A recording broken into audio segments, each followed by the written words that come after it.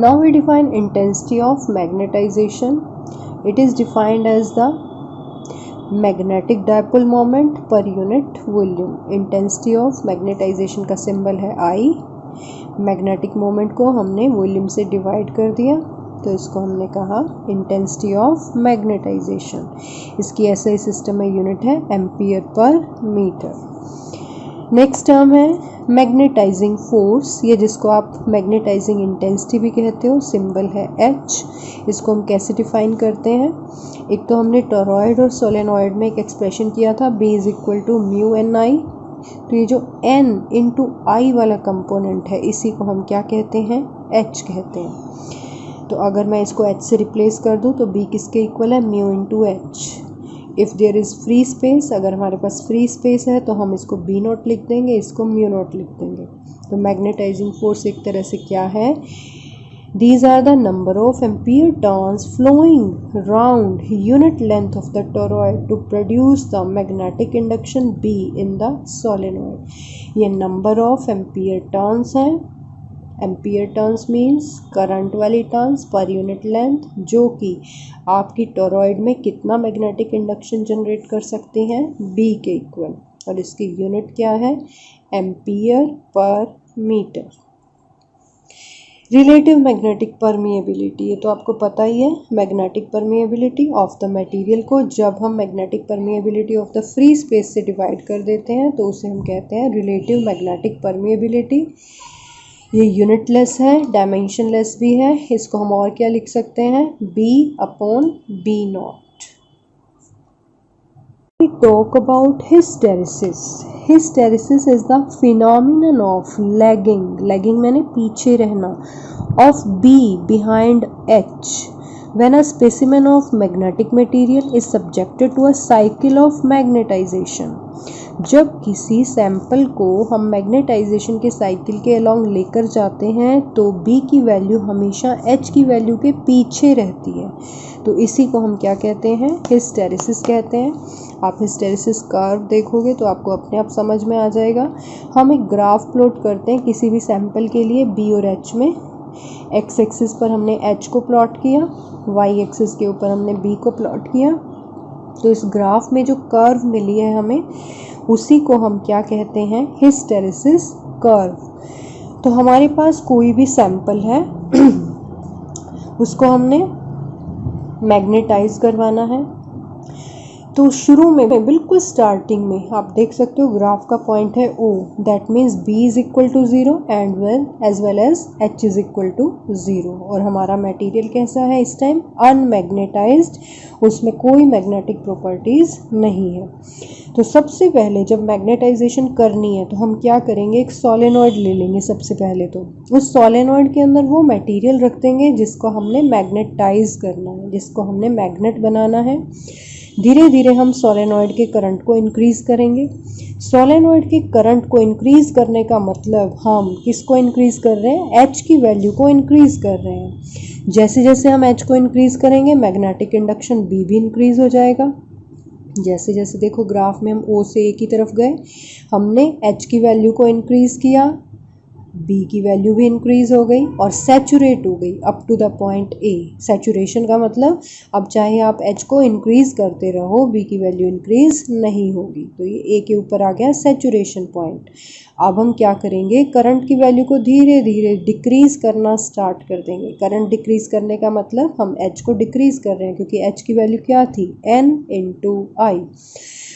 अब यहाँ तक देखो, जब हमारा ग्राफ A से B तक गया तो हमने देखा H की वैल्यू तो 0 हो गई, लेकिन हमारे पास B की वैल्यू कितनी है? O से लेकर B हाइट तक, मीन्स B की वैल्यू 0 नहीं है.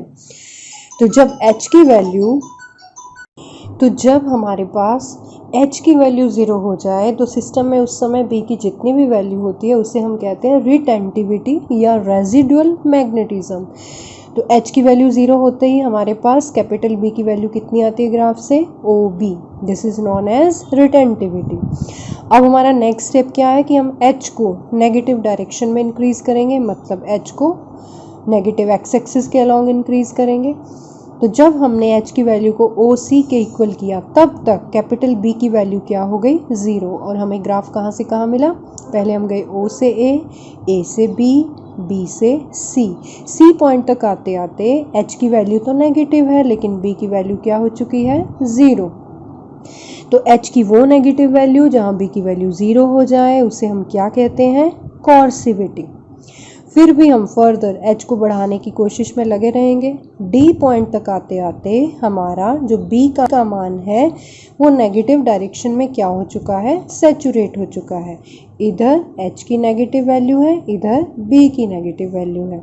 तो नेगेटिव डायरेक्शन में आपका D पॉइंट के ऊपर सैचुरेशन हो चुका है B का, मीन्स अब अगर H और भी बढ़ा दूँ मैं इस दिशा में तो B की वैल्यू और इंक्रीज नहीं होगी।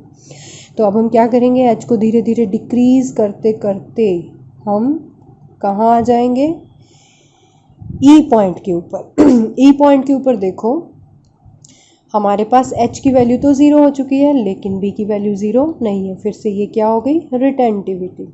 अब हम H को पॉजिटिव डायरेक्शन में इंक्रीज करेंगे। पॉजिटिव डायरेक्शन में इंक्रीज करने के बाद हमें एक पॉइंट मिला F पॉइंट तक आते आते B की वैल्यू 0 हो गई। फिर हम फिर से H को बढ़ाते चले जा रहे हैं ताकि हमें फिर से क्या मिल जाए, B की सैचुरेटेड वैल्यू, जो कि कहाँ मिली, पॉइंट A के ऊपर।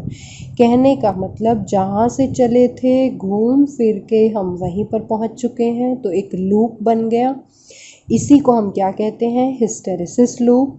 और ये काफ़ी इम्पोर्टेंट लूप है। इसमें हमने क्या देखा, H की वैल्यू जब हमने शुरू की थी, H की वैल्यू बढ़ाते हैं तो B की वैल्यू बढ़ती है। H की वैल्यू को 0 कर देते हैं लेकिन B की वैल्यू 0 नहीं होती है।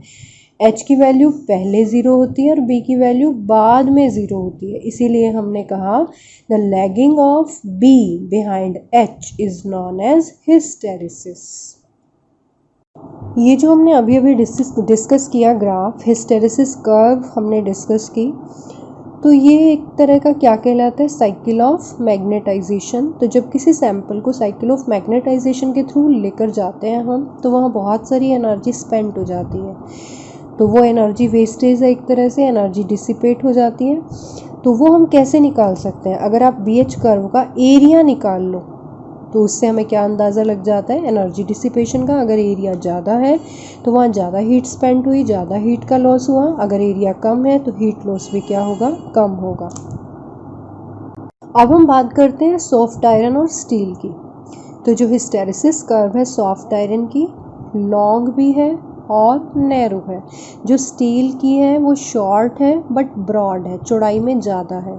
तो इसमें कुछ थिंग्स हम क्लियर करना चाहेंगे कि जो सॉफ्ट आयरन है उसकी रिटेंटिविटी तो बहुत ज़्यादा है। देखो ये वाला O से लेकर ऊपर तक का ग्राफ तो बहुत ज़्यादा है, लेकिन इसकी कॉर्सिविटी बहुत कम है। चौड़ाई कम है, कॉर्सिविटी कम है, मतलब थोड़ी सी भी फील्ड हमने अपोजिट डायरेक्शन में लगाई तो मैग्नेटाइजेशन को हम ख़त्म कर सकते हैं। लेकिन स्टील के लिए देखो, स्टील के लिए कॉर्सिविटी ज़्यादा है, ये चौड़ाई ज़्यादा है, कॉर्सिविटी ज़्यादा है, लेकिन रिटेंटिविटी कम है। तो इस ग्राफ से हमें बहुत सारे चीज़ों का पता चलता है कि हम परमानेंट मैग्नेट बना रहे हैं या ट्रांसफार्मर का कोर बनाना चाह रहे हैं या इलेक्ट्रोमैग्नेट बनाना चाह रहे हैं, तो हमें कौन से मटेरियल चूज़ करने हैं। तो परमानेंट मैग्नेट्स बनाने के लिए हम वो मटेरियल चूज़ करना चाहते हैं जिनकी रिटेंटिविटी ज़्यादा हो, जिनकी कॉर्सिविटी ज़्यादा हो, जिनकी परमिएबिलिटी ज़्यादा हो। तो हम अगर इन दोनों में से कंपेयर करें कि हमें स्टील लेना है या आयरन, तो हम स्टील को प्रेफर करते हैं। बेशक इसकी रिटेंटिविटी तो कम है लेकिन इसकी कॉर्सिविटी क्या है, ज़्यादा है, इसीलिए हमारी प्रेफरेंस रहेगी आयरन।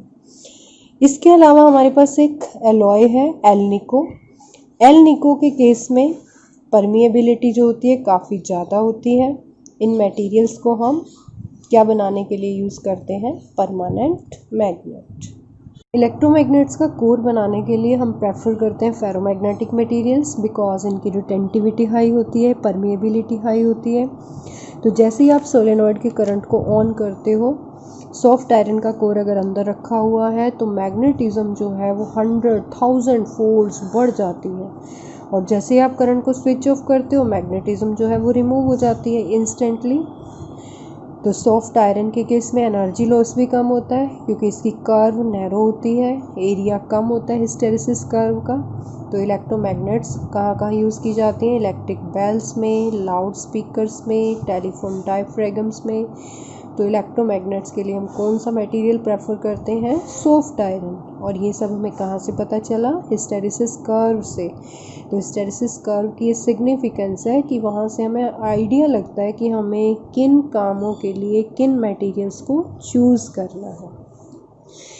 तो सोलेनॉइड या इलेक्ट्रोमैग्नेट की मैग्नेटिक फील्ड को कौन से फैक्टर्स अफेक्ट कर सकते हैं?